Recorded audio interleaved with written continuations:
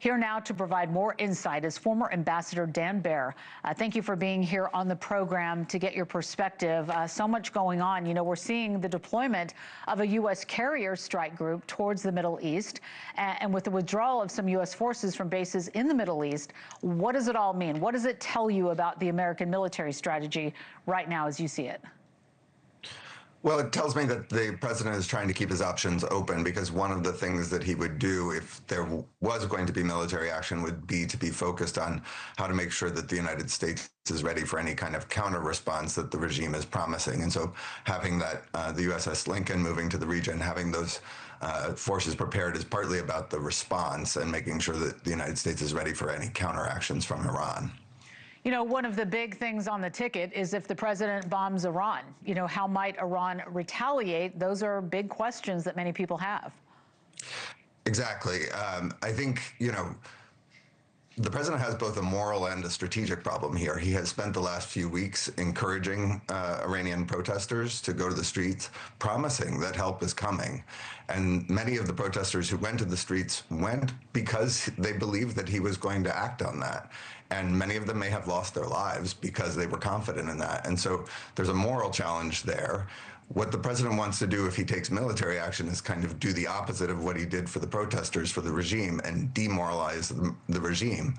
But of course, military action, we know, is rarely one and done if you're going to achieve your strategic outcomes. And so the United States has to be thinking carefully about the fact that any military action comes with enormous risk to our own interests and obviously risks to what comes after. You know, some countries, including Israel, which may surprise some, are telling the U.S. not to attack Iran. Why do you think that is? You know, and what are the chances of a diplomatic resolution with Iran as we take a look at the options that are on the table? I think countries in the region would be concerned about an Iranian counter response.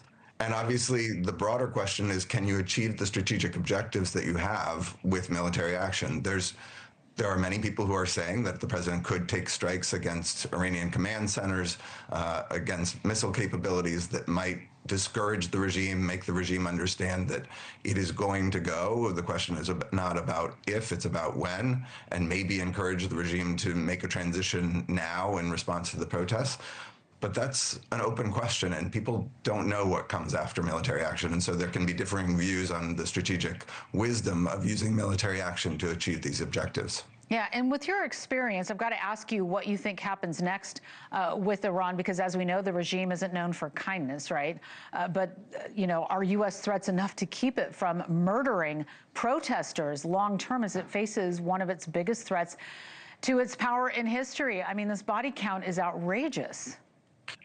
This is certainly it looks like the bloodiest moment of regime crackdown since the revolution. It is. It's not whether, you know, the president has said that he will take action if they kill protesters. The numbers, it's very hard to know what's going on. There's been an internet blackout, but the numbers coming out are truly horrifying. You know, the regime has admitted to 2,000 deaths, but many people think that the numbers might be as high as 12,000 deaths. And when you think about 12,000 protesters being killed in the streets, it's devastating. It's devastating. And no, of course, we can't count on the regime suddenly changing its ways. It has been cruel, repressive. It's an awful regime. People should want it to go. It's ruled by an 86-year-old dictator, so obviously it will go at some point in this form. But we can't count on the Iranian regime changing its ways. The Iranian regime needs to change in order for the Iranian government to change its ways. All right, looking at those devastating photos, we now have some breaking news I need to bring you in on. This is brand new into our newsroom. Trump has just posted that he's threatening new tariffs in his push for Greenland. This is another big storyline we're following. President Trump says he will be charging at 10% tariff on Denmark, Norway, Sweden, France, Germany, the United Kingdom, the Netherlands, and Finland, starting February 1st. It will increase to 25% on June 1st. All of it trying to put pressure on Denmark and other NATO countries to not get in the way of getting Greenland. These are pictures that we've been watching all morning, protests in the streets over all of it. The United States, this is a quote, "The United States has been trying to do this transaction for over 150 years.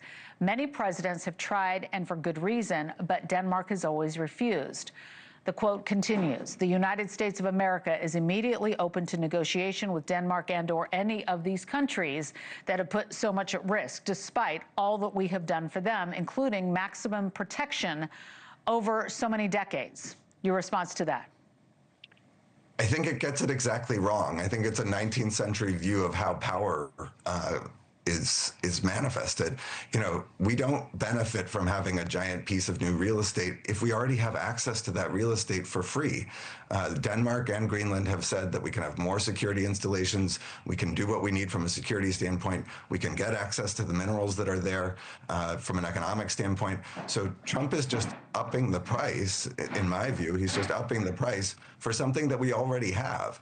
And these tariffs, as we know, are going to go to amplify the affordability crisis that the president is trying to work on in other policies. So we are paying a lot and getting nothing that we don't already have, except for, you know, some kind of obsession with a picture on a map. But we already have access to Greenland in every way that we need. And so raising the price that we are paying, which, by the way, tariffs raise the price on us. They raise the price on the goods that Americans buy.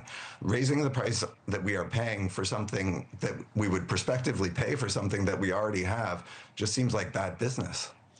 Well, thanks for putting that into perspective. And I think that's what everybody wants to know who hears these tweets and this news is, how does it affect me? What does it mean for the bottom line and for the future? So we're going to watch this together. Again, following that breaking news from the president now, former Ambassador Dan Baer, thank you very much for your time and your perspective.